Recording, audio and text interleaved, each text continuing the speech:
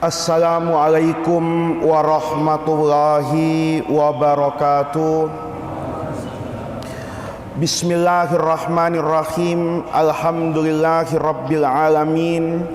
Wassalatu wassalamu ala asyrafil anbiya'i wal mursalin wa ala alihi wa sahbihi ajma'in. Amma ba'du. Bapak-bapak hadirin sekalian, marilah kita buka pengajian kita pada malam hari ini seperti biasanya dengan membacakan suratul Fatihah. Semoga dengan keberkahan bacaan Ummul Quran ini kita niatkan yang pertama kali untuk diri kita masing-masing. Semoga Allah Subhanahu wa ta'ala senantiasa mencurahkan rahmat, taufik dan hidayahnya kepada kita semua. Kita dijadikan oleh Allah Subhanahu wa ta'ala orang-orang yang mencintai ilmu dan semakin bertambah dan bermanfaat ilmu pengetahuan kita, orang-orang yang mencintai agama dan semakin baik keberagamaan kita kepada Allah Subhanahu wa ta'ala. Dimudahkan semua urusan kita fid dunya wal akhirah. Niat yang kedua, kita niatkan bacaan suratul Fatihah ini untuk kedua orang tua beserta keluarga kita semua. Semoga mereka yang masih hidup diberikan oleh Allah Subhanahu wa ta'ala kesehatan yang baik, kesembuhan dari segala penyakit, rezeki yang halalan thayyibah, umur yang panjang dalam ketaatan kepada Allah Subhanahu wa ta'ala, dimudahkan semua urusan mereka fid dunya wal akhirah. Untuk keluarga kita yang sudah meninggalkan kita semua, semoga Allah Subhanahu wa ta'ala senantiasa melapangkan kehidupan mereka di alam kuburnya, mengampuni segala khilaf dan dosa mereka, serta menyatukan kita semua bersama mereka kelak di dalam surganya. Niat yang ketiga, kita niatkan bacaan suratul Fatihah ini untuk semua orang yang telah berjasa dan berbuat baik kepada kita semua. Semoga Allah Subhanahu wa ta'ala senantiasa menerima amal ibadah mereka serta membalasnya dengan balasan yang berlipat ganda. Ala hadhihin niyah wa ala kulli niyatin salihah wa ila hadratin nabiyil mustafa Muhammadir Rasulillahi al-Fatihah. A'udzu billahi minasyaitonir rajim. Bismillahirrahmanirrahim. Alhamdulillahi rabbil alamin arrahmanir rahim maliki yaumiddin. Iyyaka na'budu wa iyyaka nasta'in. Ihdinas siratal mustaqim. Siratal ladzina an'amta 'alaihim ghairil maghdubi 'alaihim waladdallin. Amin. Bapak-bapak hadirin sekalian, pengajian kita pada malam hari ini tentu meneruskan dari apa yang kita bahas pada pengajian yang lalu. Pada pengajian yang lalu kita sudah menyelesaikan pembahasan yang terkait dengan zakat fitrah. Maka terkait dengan zakat yang wajib itu sudah kita bahas semuanya. Sebelum Ramadan kemarin kita sudah menyelesaikan zakat yang terkait dengan harta, zakat yang terkait dengan hewan ternak dan seterusnya. Kemudian setelah Idul Fitri kemarin kita membahas tentang zakatul fitri. Maka pada malam hari ini kita akan masuk bab yang baru, yaitu babu shadaqatit tatawwu, bab yang membahas tentang sedekah, infak yang bersifat tatawwu. Tatawwu itu adalah semua pekerjaan yang menggambarkan ketaatan kepada Allah, tetapi pekerjaan tersebut tidak masuk dalam kategori wajib. Jadi kalau sholat itu ada sholat yang namanya sholat wajib, ada sholat yang namanya sholat sunnah. Maka di dalam zakat dan sedekah pun ada yang bersifat wajib, kayak kemarin zakat harta perniagaan, zakat uang, zakat emas, zakat binatang ternak, zakat tanaman, kemudian juga zakat fitrah. Maka zakat dan sedekah ini ada juga yang bersifat sunnah atau bersifat tatawwu. Kalau dikerjakan itu tentu memiliki pahala, keutamaan dan keistimewaan. Kalau ditinggalkan, orang tadi juga tidak mendapatkan dosa.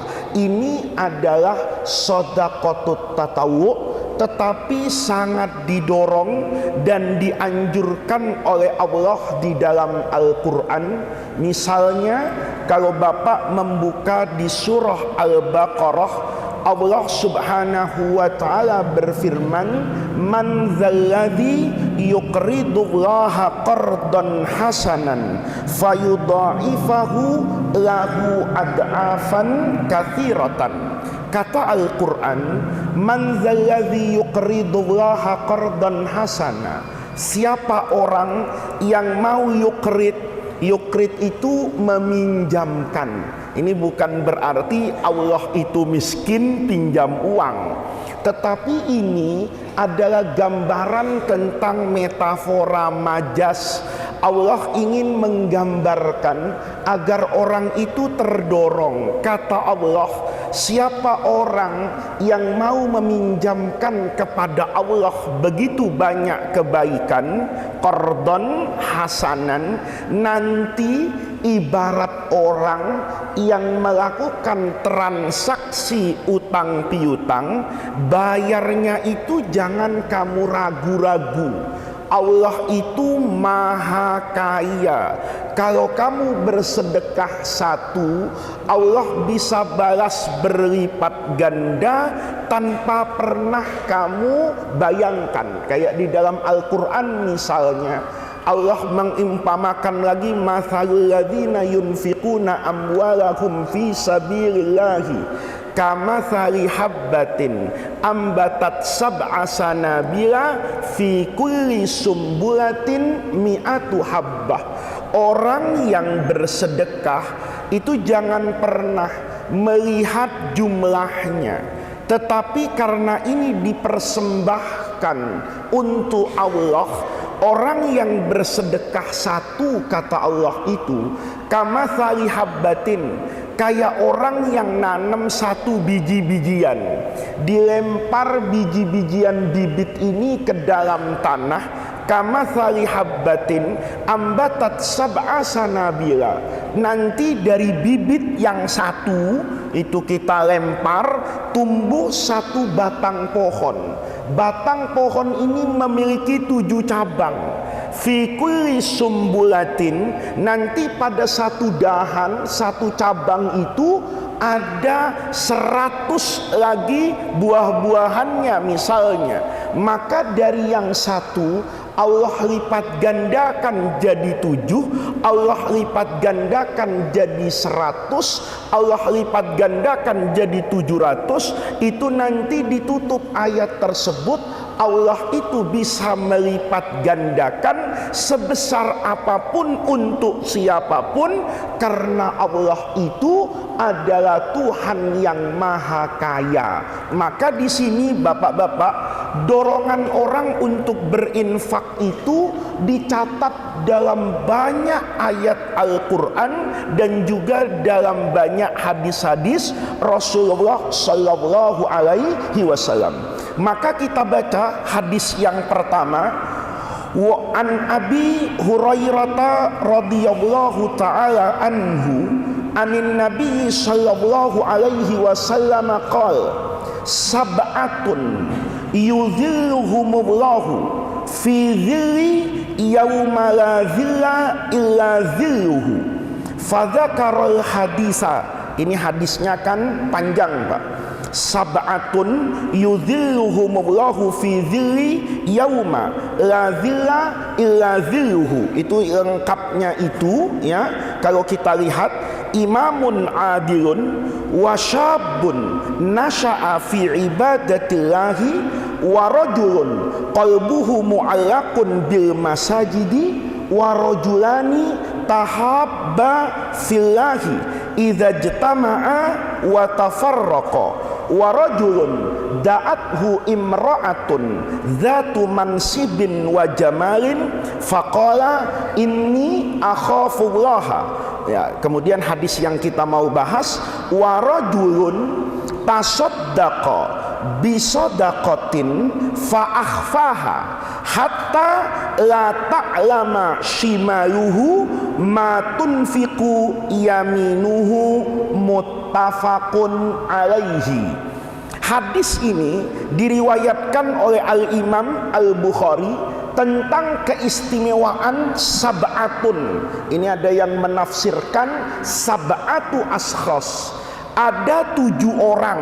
Ini kalau belajar ilmu usul fikih, mafhumul adat itu bukan dalil. Artinya kalau hadis ini menyebutkan ada 7 orang, itu tidak terbatas pada 7 itu.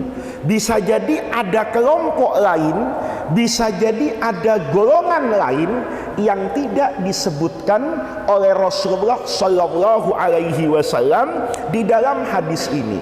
Hadis ini hanya ingin menyebut keistimewaan 7 orang yang akan disebutkan oleh Rasulullah.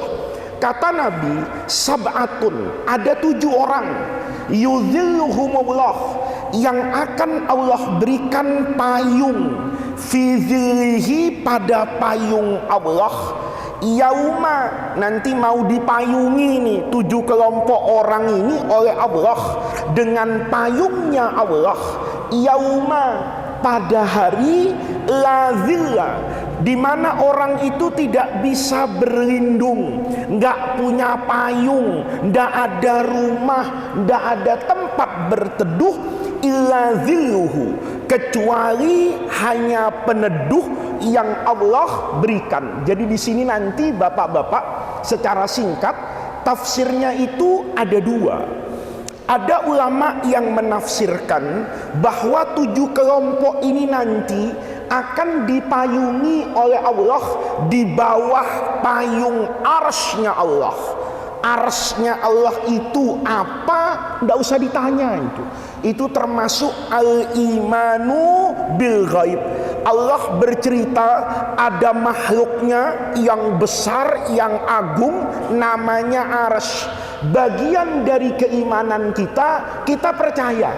Kalau bapak mau tahu arsy itu kayak apa, sederhana. Sholatnya beres, puasanya beres, zakatnya beres, hajinya beres, hidupnya beres. Hablun minallahnya bagus, hablun minannasnya bagus, taubat kepada Allah, mati husnul khotimah, pasti nanti ngelihat apa itu? Arsy dengan rahmat Allah Subhanahu wa ta'ala. Jadi yang tafsir pertama itu ada dalam lindungan arsy Allah. Tafsir yang kedua, ini lindungan ini bukan bersifat fisik, tapi bersifat non fisik. 7 kelompok ini akan ada di bawah perlindungan Allah. Cara Allah melindungi itu urusan siapa itu? Allah. Kan bisa saja bapak-bapak Kalau kita lihat di dunia saja, orang itu menyikapi satu hal bisa berbeda-beda. Ada orang di Jakarta itu tidurnya AC-nya kalau nggak kenceng nggak bisa tidur dia, karena udaranya apa itu panas. Tapi saya dulu di pesantren Darul Rahman itu punya guru, Pak, orang Jawa. Kalau tidur itu di Senopati dulu itu ndak pakai kipas angin, ndak pakai AC, selimutan. Saya bilang, ya Allah, saya pakai AC aja nggak selimutan, orang ini ndak pakai AC, selimutan. Kata saya panas, kata dia dingin ini.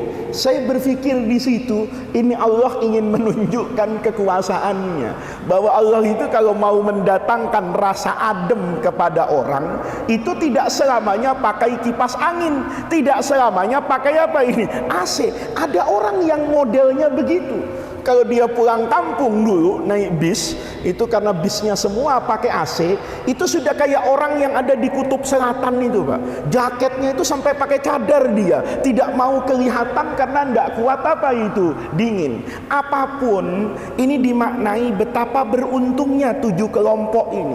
Dia nanti akan mendapatkan perlindungan Allah. Kalau sudah Allah yang melindungi, apapun yang terjadi pada hari kiamat, itu kan makhluk Allah. Bapak bisa nanti lihat, nanti malaikat kan cerita itu sama Rasulullah, kalau sudah hari kiamat, matahari itu akan Allah apakan itu, dekatkan kepada manusia di padang mahsyar. Jaraknya itu dekat sekali.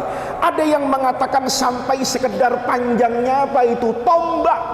Matahari sedekat itu, kita bayangin panasnya kayak apa.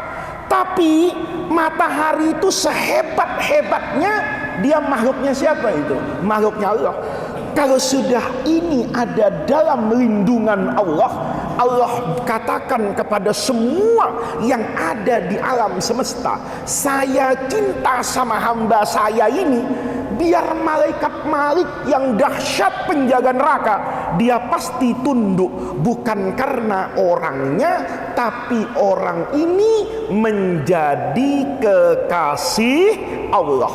Maka 7 golongan ini pasti istimewa, karena di saat orang lari ke kanan ke kiri, panik, keadaan yang luar biasa pada padang mahsyar, yauma tubaddalul ardu ghairal ardi. Bapak bisa lihat itu, ya. Hari itu orang ketika dibangkitkan, itu rasanya kayak ada di mana ini? Di bumi.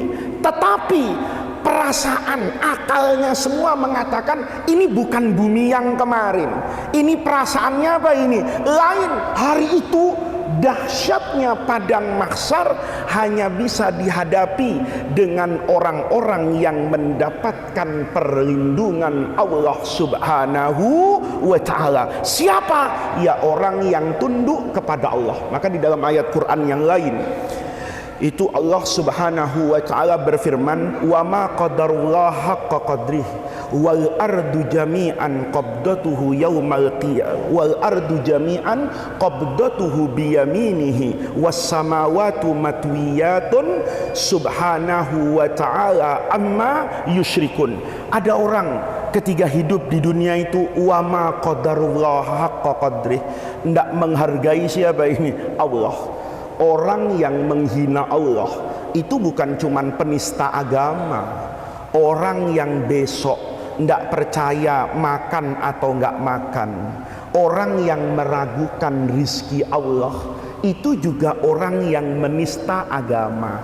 Tapi kita kadang-kadang menista agama itu hanya dilihat dari orang yang menghina agama, orang yang menghina simbol agama. Begitu besok kita nggak yakin saya ini makan apa, dia lupa dengan firman Allah, wa ma min dabbatin illa 'alallahi rizquha. Kalau di dalam hatinya ada Allah, orang itu benar-benar mengerti tentang Allah, kata Riyadhus Shalihin, itu nanti dia bisa seperti burung, pagi-pagi keluar dari sarangnya cari makan dalam keadaan lapar, sore balik ke kandangnya dalam keadaan apa ini? Kenyang. Maka di sini bapak-bapak, Kata Quran, Allah nanti berkuasa loh. Ingat ada hari kiamat, wa ma qadarullah haqqa qadrihi. Padahal wal ardu jami'an qabdatuhu yaumal qiyamati biyaminihi. Nanti bumi itu ada dalam kekuasaan Allah. Ya, wassamawat, langit yang kayak begini hebatnya itu matwiyat. Kalau Allah mau tekuk selesai beres itu.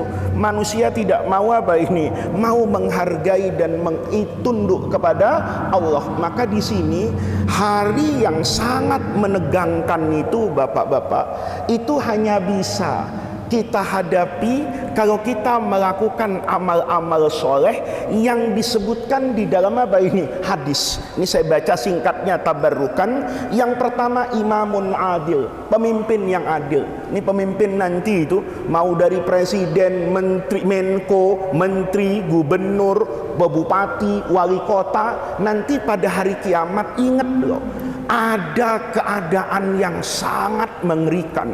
Panasnya luar biasa, bukan sekedar membakar tapi juga menghancurkan. Saat itu wahai pemimpin, hanya sifat keadilanmu kepada rakyat yang akan menyelamatkan hidupmu kelak dalam kehidupan yang abadi di alam apa ini? Akhirat. Yang kedua, kata Rasulullah sallallahu alaihi wasallam, wasabun nasya'a fi ibadatillah. Orang yang hidupnya itu tumbuh berkembang untuk beribadah kepada Allah Subhanahu wa ta'ala. Inna salati wa nusuki wa mahyaya wa mamati lillahi rabbil alamin. Kemudian warajulun qalbuhu mu'allaqun bil masajid.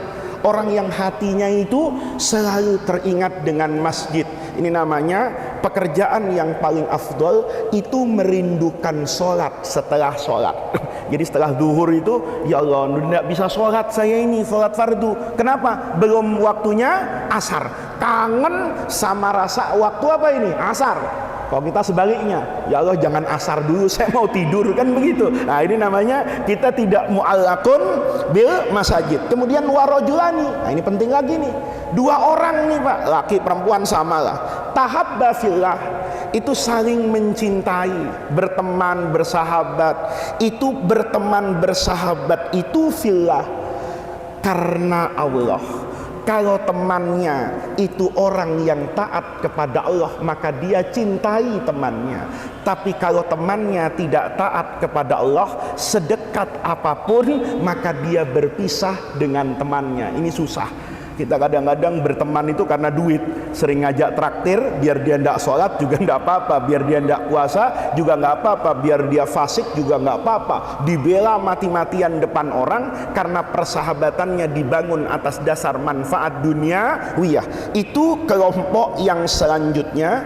Kemudian ada orang da'at humra'atun, diajak berzina ini sama perempuan zatu mansibin, perempuan yang punya status sosial yang tinggi, wajamalin, cantiknya luar biasa.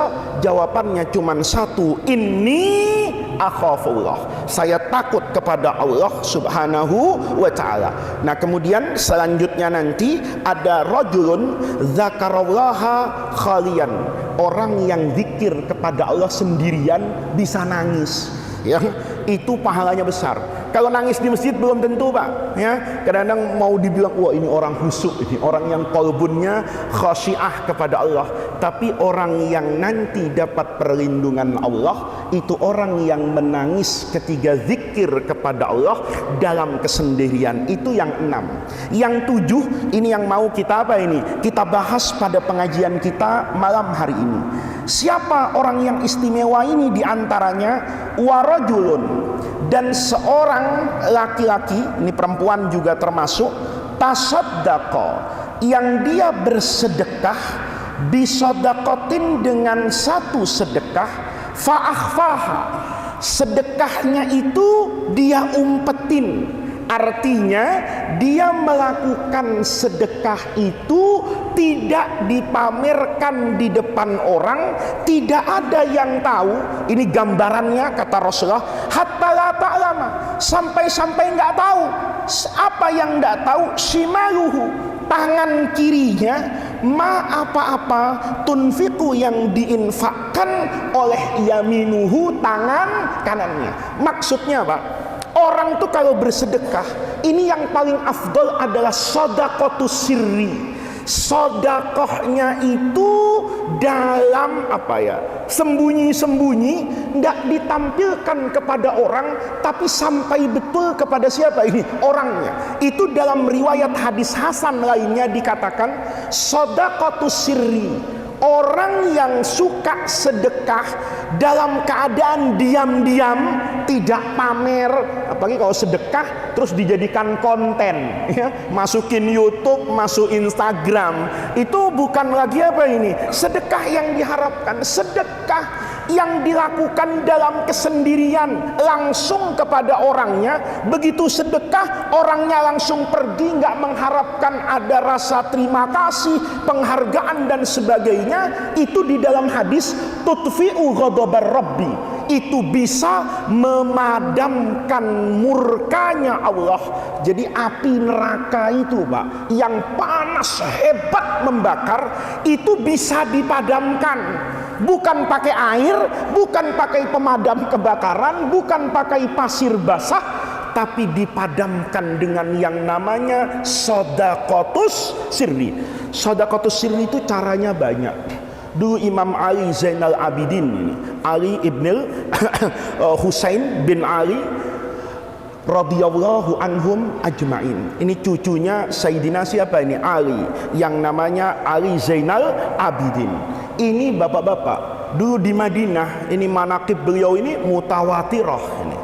Di Madinah itu banyak orang miskin. Kalau menjelang subuh mau keluar ke masjid itu kaget Pak, karena di pintu-pintu mereka itu sudah banyak makanan, tanpa mereka pernah tahu siapa ya yang nganterin makanan kemana ini, ke depan rumah-rumah mereka. Hingga pada satu hari Sayyidina Ali Zainal Abidin ini wafat. Begitu wafat, maka berhenti itu sedekah-sedekah itu. Kok nggak ada ya yang sedekah-sedekah? Padahal dari kemarin lancar. Orang baru ingat, loh ini kan kemarin Imam Ali Zainal Abidin wafat. Jangan-jangan beliau kemudian dibuktikan oleh yang memandikan jenazah. Ini aib kan tidak boleh diceritakan, tapi untuk kebaikan diceritakan. Iya, kaget. Imam Ali Zainal Abidin itu tampan, kulitnya mulus, tetapi di punggungnya seperti ada banyak lecet. Kata yang memandikan, seperti orang yang sering memanggul beban yang berat. Maka boleh jadi setiap malam beliau tidak menyuruh siapa-siapa, tapi beliau angkat sendiri dalam gelapnya malam, dibagi-bagikan kepada orang-orang yang memang membutuhkan itu. Itu namanya Imam Ali Zainal Abidin. Itu rasanya sulit Pak untuk dilakukan hari ini. Kita kalau sedekah itu kepengennya diumumkan sekampung, kalau perlu se-Indonesia tahu kalau saya itu orang dermawan, banyak sedekahnya. Tapi orang soleh dulu itu bersedekah itu dalam kesendirian Pak. Itu contoh satu Pak. Dulu guru saya waktu ngaji ini di Mesir itu cerita, di Mesir itu ada orang bertetangga, satunya tukang daging, satunya itu pelukis, ngelukis bunga-bunga untuk ditempel di perkantoran. Itu orang ahli melukis, resam yang uangnya banyak.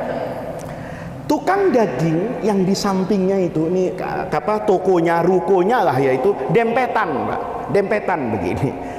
Yang tukang daging ini terkenal Pak sebagai ahli dermawan. Jadi kalau ada orang miskin beli daging ke situ, itu dikasih kadang-kadang gratis. Atau misalnya ada orang datang bawa 50.000, kelihatan miskin, dikasih langsung daging 1 kilo, bukan harganya. Maka orang kemudian di kampung itu bilang, Masya Allah, tukang daging ini dermawan betul. Ngeledek Pak, membuli sama tukang lukis ini. Ente kerjanya enak, lukis-lukis, dingin, adem, nggak pernah sedekah. Itu tukang lukisnya diem aja, senyum aja, yang lukis terus. Kata orang, dasar hatinya sudah mati. Karena pelukis itu kalau sudah bagus kan lukisannya harganya Pak? Mahal. Hingga satu hari pelukis ini meninggal. Begitu pelukis ini meninggal, ada yang berbeda di toko apa itu? Daging. Begitu besoknya orang ini meninggal, tukang daging itu, kalau orang bawa 50.000 misalnya sekarang, ya dikasih 1/4 kilo. Kata orang-orang, loh kok begini sekarang? Cepat sekali kamu berubah. Orang miskin datang nggak bisa, harus bayar, nanti saya bangkrut. Kata orang-orang, lah kamu bertahun-tahun melakukan itu kan nggak bangkrut. Enak aja kata dia. Kalian nggak tahu bahwa yang melunasi kekurangan harga daging itu ya pelukis di samping saya ini. Dia setiap hari itu minta laporan sama saya. Berapa orang miskin yang kamu kasih daging?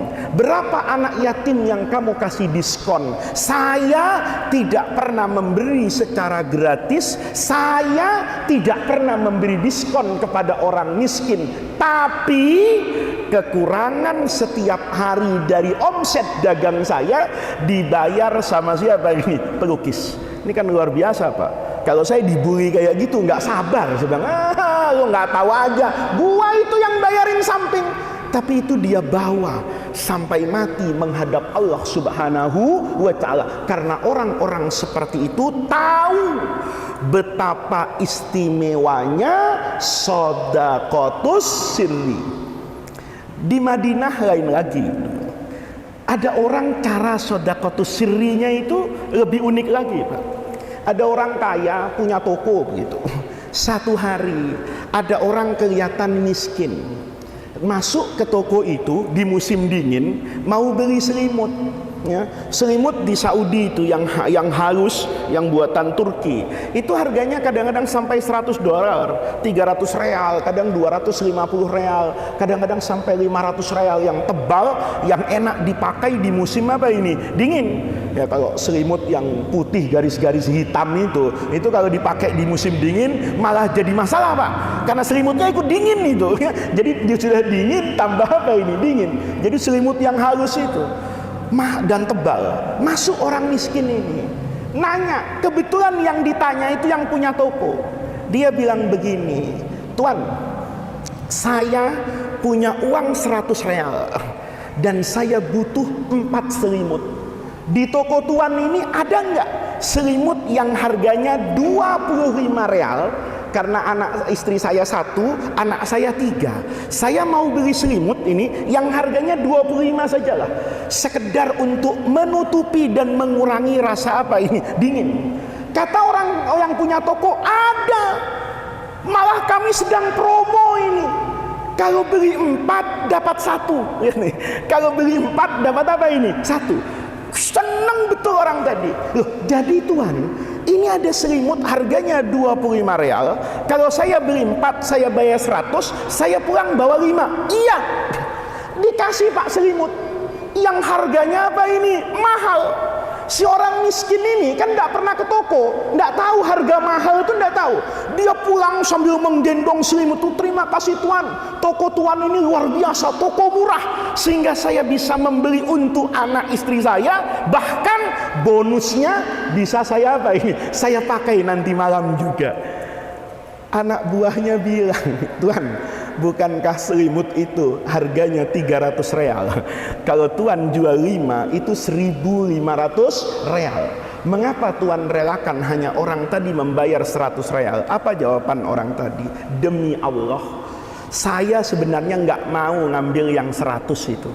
Untuk apa sih uang 100 real buat saya?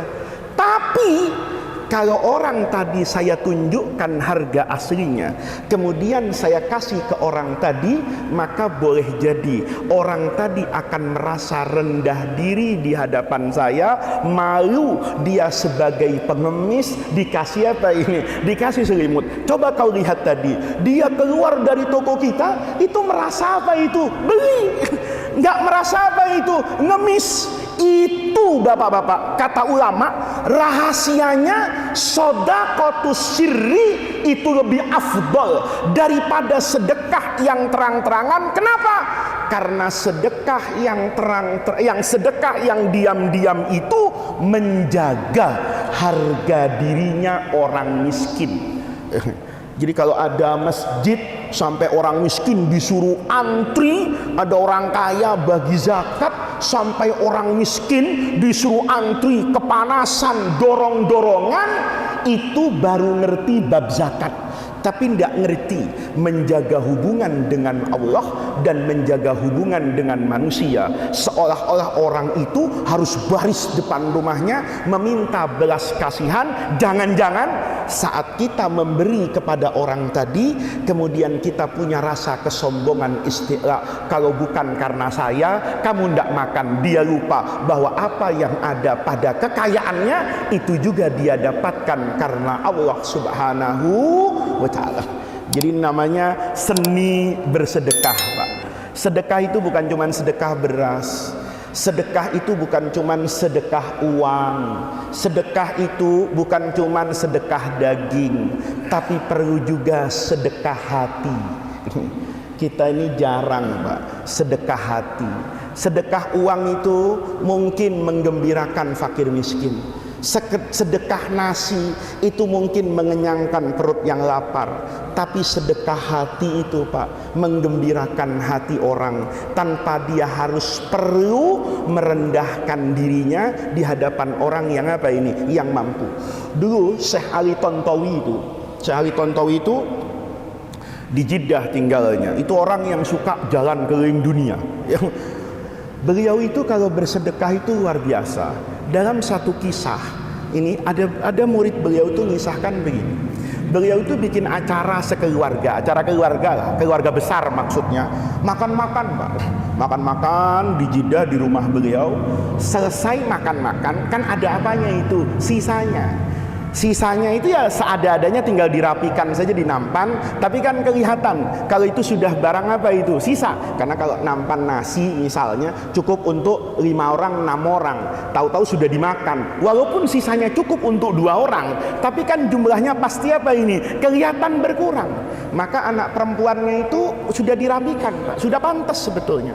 Tapi dengan nampan yang apa ini? Yang besar. Nasinya kelihatan sudah lebih apa ini? Berkurang. Kata ayahnya, anakku, itu nasi mau dikemanakan? Ya saya mau kasih, Pak. Di depan itu kan ada security, mohon maaf satpam lah, yang jaga komplek perumahan kita kasih lah. Kata ayahnya, jangan begitu ngasihnya. Bagaimana? Ambil nampan. Ya, dari satu nampan itu dikasih piring, dikasih gelas, dikasih sendok, dikasih tisu, disiapkan untuk orang per orang, bukan lagi di dalam satu apa ini, nampan. Ayahnya tanya, itu nasi sisa itu cukup untuk berapa orang? Ya cukup, Pak, untuk 10 orang. Kalau gitu ambil 10 apa itu? Nampan. Ambil 10 piring, ambil 10 sendok, ambil 10 gelas, ambil 10 tisu, ambil 10 pisang, ambil 10 apa ini? Wortel, apel. Begitu buahnya ditata, nasinya di piring yang bagus, seolah-olah itu memang makanan untuk apa ini? Hidangan aslinya. Dikasih kepada siapa ini? Orang yang mungkin dikasih sisa saja sudah senang, apalagi dikasih dalam bentuk seolah-olah masih baru. Apa kata Syekh? Kalau kamu kasih seperti itu, maka mereka ketika makan akan mengucapkan alhamdulillah, tapi alhamdulillah sebagai orang fakir. Kalau kamu kasih seperti kita menyediakan kepada tamu, maka orang tadi mengatakan alhamdulillah, kami diingat dan diperlakukan seperti keluarga besar Syekh, makan dengan makanan yang sama dengan yang mereka makan. Ini juga bagian dari sedekah sirri, karena niatnya kan sedekah itu bukan sekedar ngasih apa itu makanan, tetapi sedekahnya dikemas seolah-olah mereka-mereka yang tidak diundang tadi menjadi bagian dari undangan. Ini bapak-bapak sekalian keistimewaan. Jadi pekerjaan itu semakin kita lepas dari manusia, itu akan menjadi semakin apa ini? Afdal. Tapi hari ini kan banyak yang berkurang, Pak. Orang kadang-kadang mau ngasih iftar, afdol itu loh Pak. Orang puasa dikasih apa ini? Berbuka. Tapi bawa wartawan, bawa kamera, terus ditulis sahur on the road misalnya, masuk TV, bagi-bagi nasi, itu bukan sesuatu yang apa itu, yang diistimewakan di dalam agama. Jadi agama selalu mendorong sedekah itu dilakukan secara diam-diam karena menguntungkan dua pihak. Orang yang memberi sedekah untung karena dia bisa dijauhkan dari sifat riya. Sementara yang menerima itu diuntungkan karena mereka tidak perlu menjaga air mukanya sebagai orang miskin yang harus antri di hadapan orang kaya. Tetapi ulama ketika membaca ayat Al-Quran misalnya, in tubdus sadaqati fa ni'immahi wa in tukhfuha wa tu'tuhal fuqara fahuwa khairul lakum. Agama mengatakan berinfak terang-terangan itu boleh, tetapi kalau kamu sembunyikan dan kamu berikan kepada fuqara secara diam-diam seperti penjelasan saya tadi, fahuwa khairul lakum, itu lebih baik. Maka ulama mengatakan ada sedekah Pak yang harus disampaikan secara terang-terangan, adalah sedekah untuk menghilangkan prasangka buruk dari orang lain. Jadi kalau Bapak ini kaya, terkenal di kampung nggak pernah zakat gitu misalnya, maka Bapak perlu apa ini? Zakat. Terang-terangan datang ke masjid, ini zakat saya ya. Nah, kenapa? Supaya orang ndak apa itu, ndak buruk sangka. Karena kalau Bapak nanti zakatnya Bapak sembunyikan juga, nanti orang ngomong dasar orang pelit, nggak pernah kedengeran zakat. Nah, ketika ada suara seperti itu, perlu Bapak menegaskan bahwa saya sudah zakat, saya sudah infak, supaya orang lain tidak jatuh pada dosa besar, berghibah, mengguncing dan buruk sangka kepada saudaranya sesama apa ini? Muslim. Tetapi kalau ada orang yang sudah tidak meragukan kedermawanan saya, maka saya tidak perlu mengumumkan apa-apa yang saya infakkan. Buat saya yang terkenal di masyarakat bahwa orang itu pasti sudah zakat, orang itu pasti sudah sedekah, orang itu agamanya benar dan baik, maka saya tidak perlu untuk mengumumkan sedekah saya, karena boleh jadi pada kondisi seperti itu justru saya yang akan rugi karena terjerumus ke dalam sifat riya. Ini adalah shadaqatus sirri beserta keistimewaannya. Ini bapak-bapak, mudah-mudahan kita semua bisa melaksanakan shadaqatus sirri. Nah, yang tidak boleh lagi itu shadaqatus sirri ke janda muda Pak. Itu biasanya diem-diem karena takut istrinya, takut Pak RW, takut masyarakatnya. Tapi maksudnya di sini karena satu dengan mulai ketawa ini. Jadi shadaqatus sirri itu adalah yang normal, bukan diam-diam karena takut. Ini kadang-kadang kan mau nyantuni ibunya anak yatim yang cantik, terus diam-diam. Begitu ditanya sama istrinya, abang kok sedekahkan sama itu, enggak bilang-bilang sama saya. Oh, lo enggak ngaji di Hayatul Islam minggu kemarin. Shadaqatus sirri itu Pak kepada orang. Tapi kalau kepada istrinya, enggak shadaqatus sirri Pak, ngomong. Itu ada tetangga nggak punya itu ya, saya bantu, karena nggak akan ada riya antara suami dengan apa ini, istri.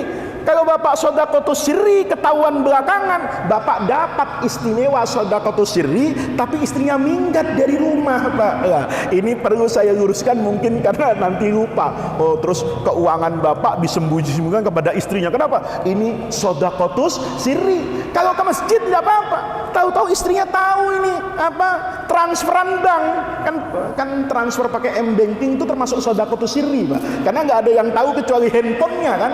Terus dia transfer begini, akhir bulan istrinya ngecek Pak kan, mutasinya kemana aja. Loh, ini ada nama janda di kampung saya. Abang kok nggak ngomong? Jangan saya dijadikan tameng.